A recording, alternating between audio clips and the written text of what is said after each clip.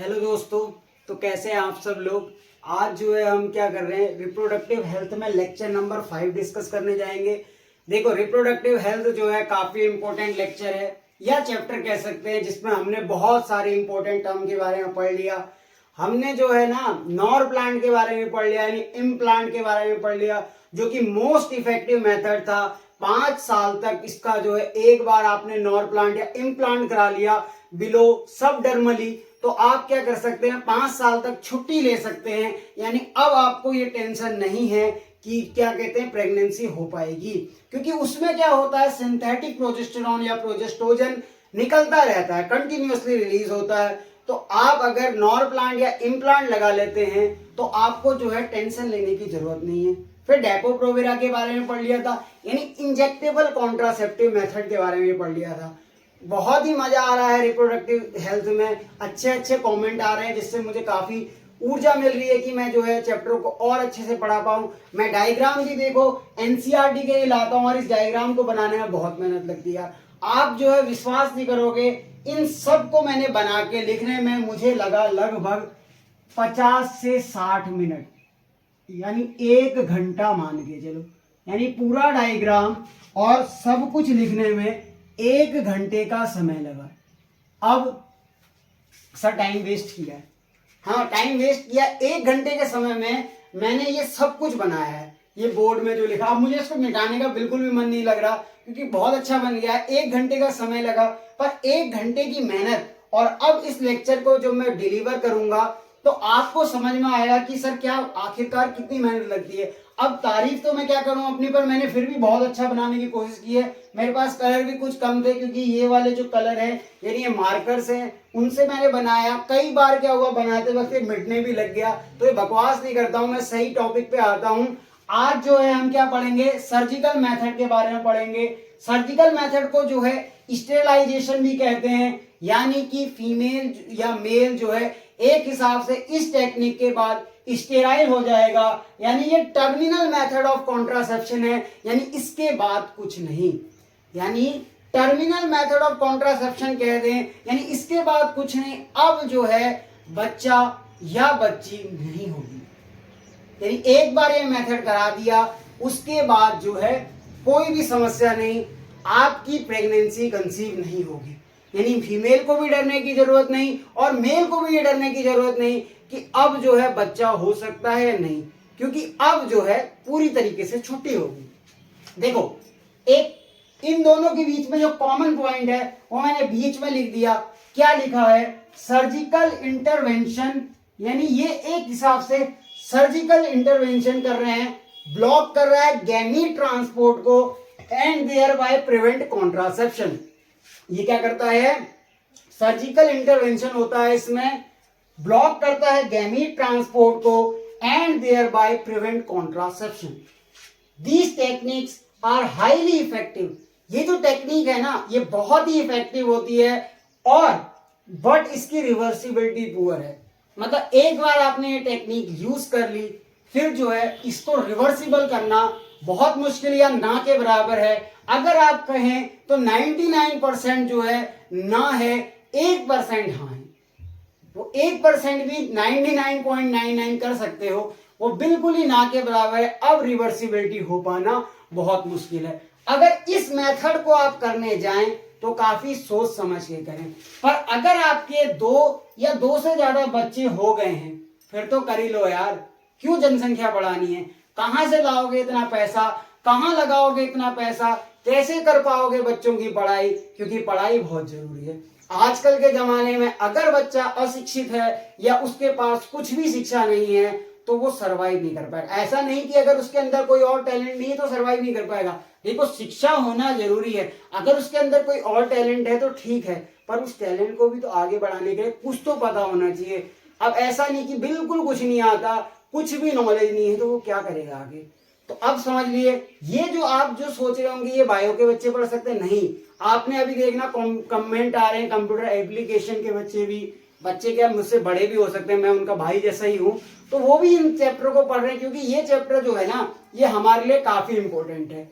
अब पढ़ लेते हैं सर्जिकल मेथड जो कि टर्मिनल मेथड ऑफ कॉन्ट्रासेप्शन है, इसमें दो पार्ट आते हैं, एक आता है वेसेक्टमी, एक आता है ट्यूबेक्टोमी। ट्यूबेक्टोमी का दूसरा नाम ट्यूबल लाइगेशन भी है। तो अब बात कर लेते हैं वेसेक्टोमी से पहले ये लाइन क्या लिखी है, दे मस्ट बी यूज, ये कब यूज करना है, in case of couple having more than 2 children. अब 2 या 2 से ज्यादा बच्चे हो गए तो आप इस मेथड पे जा सकते हैं, क्योंकि अब जो है बच्चे जो है वैसे तो एक से ज्यादा भी नहीं करना चाहिए आजकल के जमाने में, क्योंकि एक को पढ़ा पाना ही काफी मुश्किल हो जा रहा है, खर्चे इतने ज्यादा हो गए।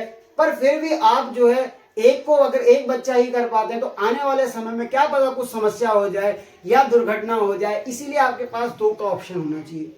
पर 2 में भी अगर आपकी सिर्फ लड़की लड़की है तो ऐसा ना सोचे कि लड़की जो है आगे जाके कुछ अच्छा नहीं कर सकती या हमको नहीं पाल सकती। आजकल के जमाने में बॉयज और गर्ल्स इक्वल है, तो अगर आपकी 2 लड़कियां भी हो जाती हैं या 2 लड़के भी हो जाते हैं तो लड़के की चाह में लाइन ना लगा दें। ऐसा नहीं कि कहीं का पता चला कबड्डी की टीम बन गई या फिर क्रिकेट की टीम बन गई, 11 बच्चे हो गए, ऐसा नहीं करना है।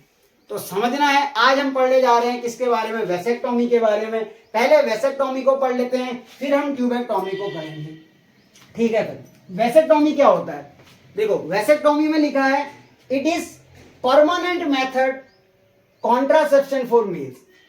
ये मेल, ऐसा नहीं कि वेसेक्टोमी फीमेल में कराने जा रहे हैं, ऐसा नहीं करना है। देखो वेसेक्टोमी क्या कहते हैं, it is permanent method of contraception for mails, यानी ये मेल्स के लिए होती है। इसमें करते क्या है, अब देखो ये जो लाइन जा रही है आपके सामने दिख रही है ना, ये अभी अलग अलग दिख रही है। होता क्या है, इस वाली जो ये जा रही है इसको बोलते हैं वास्ट डिफरेंस। वास्ट डिफरेंस क्या होता है, ये जुड़ी हुई होती है। अब करना क्या है, कट लगाना है। देखो दोनों तरफ से कट लगाया, बोथ वास्ट डिफरेंस को टाइट किया और कट किया, लाइगेट एंड कट। फिर क्या करा, इसको बांध देंगे, क्या होगा, it is minor surgical process. ऐसा नहीं कि बहुत बड़ा सर्जिकल प्रोसेस है, एक छोटा सा माइनर सर्जिकल प्रोसेस है या प्रोसीजर है, जिसमें क्या करते हैं, डन करते हैं कहां पे, free cost of eight government hospital. यानी ये कुछ गवर्नमेंट हॉस्पिटलों में फ्री में भी होता है, कुछ क्या सभी गवर्नमेंट हॉस्पिटल में फ्री होता है, क्योंकि ये माइनर सर्जिकल प्रोसेस है। पर बीच में इसका एक बार हवा भी उड़ा था, जब क्या हुआ था, जनसंख्या बहुत तीव्र गति से बूम करी थी, उस समय ये मेथड जो है करवाया जा रहा था जबरदस्ती टेंटों में। टेंट बना दिए गए थे, शिविर बना दिए गए थे, जिसमें जो है लोगों को पकड़ पकड़ के नसबंदी की जा रही थी। इसमें क्या हुआ कि कुछ ऐसे बच्चों की भी या कुछ ऐसे नौजवानों की भी नसबंदी कर दी जिनकी मैरिज ही नहीं हुई थी, यानी 22-23 साल के ही थे या 25 साल के ही थे, जो बाहर दिख रहा था उठा के नसबंदी हो जा रही थी। तो समस्या हो गई यार, ऐसा भी नहीं करना चाहिए। तो हमें अपनी जनसंख्या को बचा के रखना है, यानी घटा के रखना है, ताकि रिसोर्सेस का अच्छा यूज हो सके। अगर आप जो है लड़ाई करने जा रहे हैं, लड़ाई भी नहीं, तो आप अगर पॉपुलेशन को देख रहे हैं तो आपने एक पॉपुलेशन ग्रोथ कर्व पढ़ा होगा लॉजिस्टिक वाला, उसमें शुरू में तो पॉपुलेशन तीव्र गति से बढ़ती है और फिर एस जैसा शेप आता है, यानी एक बार जनसंख्या का बूम हुआ यानी बढ़ गई और फिर ये कर्व जो है ना ऐसे जाना पड़ता है, यानी इसका जो शेप आता है वो एस शेप आता है, ठीक है। इधर पे क्या होता है, संसाधन जो है वो कम होने लग जाते हैं और एक सीमा आ जाती है जहां पर अब जो है जनसंख्या बढ़ पाना बहुत मुश्किल हो जाता है। तो हम ऐसी कंडीशन में ना आ जाएं, भारतवर्ष ऐसी कंडीशन में ना आ जाए, उसके लिए हमें क्या करना है, हमें कॉन्ट्रासेप्टिव मेथड का यूज करना है। जरूरी नहीं कि हम यही करा लें, यानी वेसेक्टोमी करा लें या ट्यूबेक्टोमी करा लें, उससे पहले भी कुछ उपाय हैं जिसको हम करके जनसंख्या को बचा सकते हैं, ठीक है। क्यों बचाना है सबको पता चल गया। अगर आप अपने गर्व की बात ना सोचे इसे, अगर आप एक पूरे विश्व की पॉपुलेशन का अनुमान लगाएं तो हर छठा या सातवां, हो सकता है पांचवा भी होने वाला हो कुछ समय बाद, भारतीय है। मतलब 7 लोग अगर बैठे हैं तो उसमें से हर छठा पर्सन भारतीय है। अब ये गर्व की बात नहीं है। क्यों बात नहीं है सर, वैसे तो छठा भारतीय हो रहा तो गर्व की बात तो है, पर यार भीड़ देखो ना कितनी बढ़ रही है, देश में संसाधन देखो, क्या सब यूज कर पाएंगे उसका, नहीं। तो पढ़ लेते हैं आगे क्या होता है। अब कईयों के बीच में एक मिसकंसेप्शन और रहता है कि क्या इसमें स्पर्म बनेंगे। बनेंगे सर, बिल्कुल बनेंगे। स्पर्म प्रोडक्शन कंटिन्यूअस रहेगा आफ्टर वेसेक्टोमी, यानी वेसेक्टोमी के बाद भी स्पर्म बनना चालू रहेंगे। बट इजैक्यूलेटेड जो सीमन होगा ना, यानी जो सीमन निकलेगा उसमें विदाउट स्पर्म होंगे, मतलब सीमन में स्पर्म नहीं होंगे। ऐसा नहीं, देखो कई लोग सोचेंगे हमारी सेक्सुअल लाइफ पे जो है अफेक्ट आ जाएगा, यानी हम स्टेराइल हो गए, चलो स्टेराइल हो गए सोच लिया, अब जो है वो डिजायर या फीलिंग नहीं आ पाएगी क्योंकि स्पर्म नहीं बनेंगे। ऐसा नहीं होता, स्पर्म प्रोडक्शन कंटिन्यूअस रहता है वे after vasectomy, but ejaculated semen without sperm होता है। It is not effective immediately. ऐसा नहीं कि आपने वेसेक्टोमी कराई और अब आप जो है तुरंत निश्चिंत हो जाएं कि अब तो जो है प्रेगनेंसी कंसीव नहीं होगी, ऐसा इमीडिएटली नहीं होता। क्यों? आपने जब इस भाग को कट किया, इस भाग को कट किया, इस जगह पे भी कुछ स्पर्म की मात्रा होगी जिसमें सीमन होंगे, और इधर भी कुछ जो स्पर्म की मात्रा होगी इसमें भी सीमन होंगे, तो उसमें समय क्या होगा, जब इजैक्यूलेशन होगा तो क्या होगा, इजैक्यूलेशन के समय जब स्पर्म रिलीज होंगे वो फीमेल रिप्रोडक्टिव ट्रैक्ट में जाएंगे, और जैसे ही वो फीमेल रिप्रोडक्टिव ट्रैक्ट में चले गए तो जो है प्रेगनेंसी कंसीव हो सकती है। इसीलिए आपको क्या करना है, जब वेसेक्टोमी हो जाए तो आफ्टर 10 to 20 इजैक्यूलेशन के बाद ही सेक्सुअल इंटरकोर्स करना है, क्योंकि ये तुरंत इफेक्टिव या इमीडिएटली जो है अपना काम नहीं दिखाती है। हो सकता है इतर पे सीमन में स्पर्म की मात्रा इतनी ज्यादा हो कि वो यहां से जब चलना शुरू करे, मान लो कि अगर सेक्सुअल इंटरकोर्स हो रहा है और ये सीमन, अब मैंने बाहर दिखाया ताकि डायग्राम खराब ना हो जाए, मुझे बड़ा दुख लग रहा है, तो यहां से जब स्पर्म चलना चालू हुआ, इस यूरेथ्रा के माध्यम से जब ग्लांस पीनी से जो दिख रहा है, उस यूरेथ्रा के माध्यम से यहां से जो है सीमन रिलीज हुआ, अगर उसमें कुछ स्पर्म हुए, वैसे तो विदाउट स्पर्म रिलीज होगा, आफ्टर वेसेक्टोमी लगभग 1 to मंथ के अंदर में जो है विदाउट स्पर्म ना, विदाउट क्या होगा, स्पर्म रिलीज होगा, पर अगर उसमें सीमन हुए और सेक्सुअल इंटरकोर्स हुआ, यानी जो ना मतलब जो पेनिस है वो वेजाइना के संपर्क में आया और सीमन जो है उसमें चला गया, और क्या होगा, प्रेगनेंसी कंसीव हो गई, तो आप कहेंगे यार वेसेक्टोमी का फायदा ही क्या हुआ। इसीलिए आपको ये जो टेक्निक है ये तुरंत इमीडिएटली इफेक्टिव नहीं होगी, कुछ 1 मंथ या आफ्टर 15-13 डेज के बाद क्या होगा, ये इफेक्टिव हो जाएगी, यानी फिर आपको कोई टेंशन नहीं लेनी। पर कईयों ने सोचा कि यार इससे तो चीरा लगेगा, तो सरकार क्या करती है ना, नो चीरा करके कुछ एक एडवर्टाइजमेंट आता है, आप देख सकते हैं। उस एडवर्टाइजमेंट में क्या होता है कि ऐसा बताया जाता है कि चीरा नहीं लगता, पर ऐसा नहीं यार, चीरा तो लगेगा ही, नसबंदी हो रही है, ऑपरेशन होगा ना उसमें, पर ये माइनर सर्जरी होती है, इसीलिए फ्री ऑफ कॉस्ट भी डन की जाती है, ताकि ऐसा ना हो किसी के ऊपर पैसों का बर्डन पड़े, यानी कुछ समस्याएं हो जाएं, इसीलिए जो है गवर्नमेंट इसे फ्री कराती है। आपने स्लोगन भी देखा होगा, हम दो हमारे दो, और 2 जनी को मतलब 2 उसमें बेबीज होते हैं और मदर फादर होते हैं, ये क्या बताते हैं कि हम भी तो पढ़ सकते हैं हम दो हमारे दो, तो क्या हो गया उसमें, पर ये बताता है कि छोटा परिवार सुखी परिवार, इससे लोगों के मन में एक भावना जागृत हो पाए कि एक छोटे परिवार को खुशहाल परिवार दिखाया पर बड़े परिवार को लड़ता हुआ दिखाया। ऐसा नहीं होता, बड़ा परिवार भी लड़ता परिवार नहीं हो सकता, क्योंकि अगर उसमें सही लोग अच्छी तरीके से तालमेल बिठा के रखें तो एक बड़ा परिवार भी खुश परिवार हो सकता है या खुशहाल परिवार हो सकता है।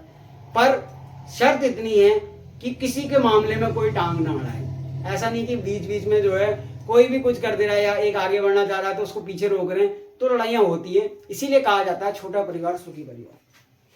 ठीक हो गया। अब हम क्या पढ़ लेते हैं, ट्यूबेक्टोमी को पढ़ लेते हैं। अब ट्यूबेक्टोमी क्या होती है? ट्यूबेक्टोमी क्या होती है? It is permanent method of contraception for females, यानी ये फीमेल्स के लिए है। अगर आप कहें ट्यूबेक्टोमी में मेल्स में कर दूं तो ऐसा नहीं हो पाएगा। ट्यूबेक्टोमी क्या होती है? फीमेल में होती है। अगला पॉइंट डिस्कस करते हैं, a small part of fallopian tube is removal or tied up through a small incision in the abdomen, जिसको लेप्रोटॉमी कहते हैं, और थ्रू वेजाइना। यानी ये क्या कहता है कि ये एब्डोमेन के थ्रू हो सकती है यानी पेट के थ्रू, और वेजाइना के थ्रू भी हो सकती है। यानी दो तरीके से आप क्या कर सकते हैं, फैलोपियन ट्यूब भी जुड़ी होती है फर्स्ट टाइम पे, उसको क्या करते हैं, टाइट करते हैं, कट कर देते हैं, और फिर क्या होता है, ये इफेक्टिव हो जाती है इमीडिएटली। देखो, इट इज इफेक्टिव इमीडिएटली, तुरंत इसका जो है चालू हो जाता है इफेक्ट। मेंस्ट्रुअल साइकिल कॉन्टिन्यूअस रहती है। अब फीमेल को ऐसा लग रहा है कि मेंस्ट्रुअल साइकिल नहीं होगी, होगी, मेंस्ट्रुअल साइकिल होना बहुत जरूरी है, तो मेंस्ट्रुअल साइकिल होगी, इसीलिए कॉन्टिन्यूअस लिखा है आफ्टर ट्यूबेक्टोमी। डरना नहीं है कि मेंस्ट्रुअल साइकिल नहीं होगा, क्योंकि देखो यार, फीमेल में एक प्रॉब्लम हमेशा रहती है, अगर मेंस्ट्रुअल साइकिल नहीं हो रही है, फीमेल पहले क्या सोचती है ना, अगर मेंस्ट्रुअल साइकिल नहीं हो रही है तो प्रेग्नेंट हो गए। तो होता है यार, ऐसा तो होता ही है। क्यों? क्योंकि मेंस्ट्रुअल साइकिल क्या बताती है कि अब जो ओवम रिलीज हुआ था या ओव्यूलेशन हुआ था वो डिस्ट्रॉय होके बाहर निकल आया। यानी वो फीमेल को क्लियर ये बताती है कि आप प्रेग्नेंट नहीं हैं। मान लो किसी ने ट्यूबेक्टोमी कराई, मेंस्ट्रुअल साइकिल नहीं हो रही, वो तो ये सोच जाएगी मैं प्रेग्नेंट हो गई। 1 to 2 मंथ में अगर मेंस्ट्रुअल साइकिल नहीं होती है तो उसको डर बन जाएगा। इसीलिए क्या होता है, मेंस्ट्रुअल साइकिल कंटिन्यूअस रहती है। After tubectomy the released oocyte destroyed by phagocytes, यानी वो फैगोसाइट क्या करते हैं, उसको डिस्ट्रॉय करने का काम करते हैं। ये क्या कह रहा है, इमीडिएटली इफेक्टिव हो जाती है, और फैगोसाइट्स क्या करते हैं, इसको oocyte को डिस्ट्रॉय कर देते हैं। अभी ये मेरा भाई आया था बीच में, छोटा वाला, वो डिस्टर्ब कर रहा था, हेलो हेलो करने की कोशिश कर रहा था, आपसे बात करने की कोशिश कर रहा था। अब वो रोते हुए गया है, थोड़ी देर बाद आएगा और यही घूम रहा है पड़ोस में। अगर उसकी रोने की आवाज आती है तो आप जो है थोड़ी देर तक धैर्य बना के रखना। तो बात क्या कर रहे थे, ट्यूबेक्टोमी जो है इफेक्टिवली हो जाती है तुरंत। इसमें क्या करते हैं, फैलोपियन ट्यूब को टाइट करते हैं और कट कर देते हैं, तो ट्यूबेक्टोमी हो जाती है। अब क्या है, आप सोच रहे होंगे कि यार ये तो बहुत कम पढ़ाया, मजा नहीं आया, मतलब कुछ आया होगा, कुछ नहीं आया, पर मेहनत बहुत थी यार। अब अगर क्या करते, हमको यहां तक पहुंचने की नौबत ही नहीं आती अगर हम इसका उपयोग कर लेते। किसका? इसका। ये क्या है, कॉन्डोम ऑफ मेल। फीमेल के कॉन्डोम को बनाने के लिए जगह कम थी, बना देता, फिर जो है डायग्राम उतने अच्छे नहीं लगते। अगर हम इसका इस्तेमाल कर लेते तो क्या ये टेक्निक की जरूरत थी? नहीं। अगर क्या फेमिडोम का यूज कर लेते तो क्या ये टेक्निक की जरूरत थी? नहीं। तो ऐसा ना हो, इसलिए हमें जो है कॉन्ट्रासेप्टिव मेथड का यूज करना है।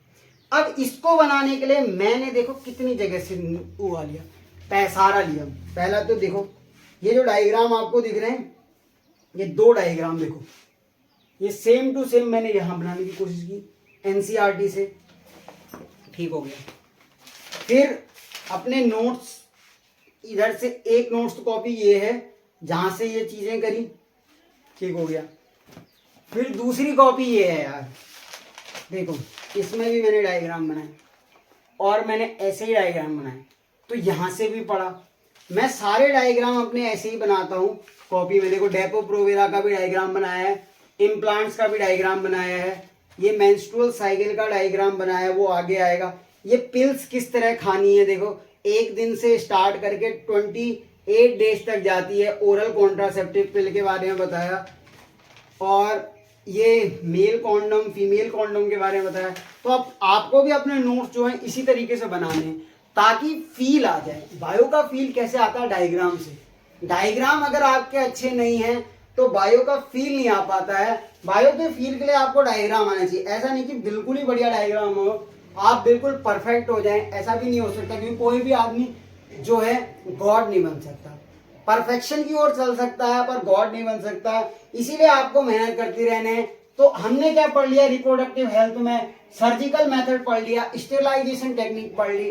अब जो है इमरजेंसी कॉन्ट्रासेप्टिव भी आपके सामने आएंगे कि अगर प्रेगनेंसी हो गई तो कौन से इमरजेंसी कॉन्ट्रासेप्टिव तुरंत ले लें जिससे हम जो है प्रेगनेंसी को रोक सके। तो क्या क्या आपके सामने आएगा, यानी इमरजेंसी कॉन्ट्रासेप्टिव आएगा, यानी आई पिल्स के बारे में आएगा, और उसके साइड इफेक्ट देखेंगे कॉन्ट्रासेप्टिव के, क्या क्या दिक्कत हो सकती है दवाई खाने से, पिल्स खाने से, मेडिकल टर्मिनेशन ऑफ प्रेगनेंसी आएगा, यानी कि क्या कहते हैं अबॉर्शन बोलते हैं जिसको, नेचुरल और इंड्यूस्ड अबॉर्शन के बारे में पढ़ाऊंगा, एसटीडीज के बारे में पढ़ाऊंगा, इनफर्टिलिटी के बारे में बताऊंगा।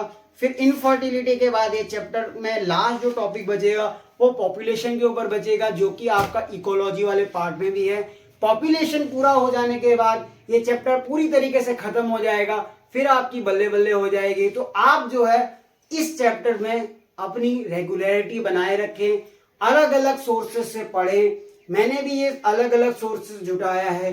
तो थैंक यू इस लेक्चर में बने रहने के लिए। आप जो है इस वीडियो के बाद कमेंट करना कि सर आपने जो है किस तरह से ये पढ़ाया या किस तरह से आपने डायग्राम को बनाया। देखो मुझे एक कमेंट आया था कि थंबनेल चेंज करो। मैं पहली बार देख रहा था कि थंबनेल लगा के मेरा फोटो, तो मैंने अपना फोटो लगाया, मैंने इस तरह नहीं लगाया कि मेरा फोटो अच्छा है या मेरा चेहरा अच्छा है, इस तरह नहीं लगाया था।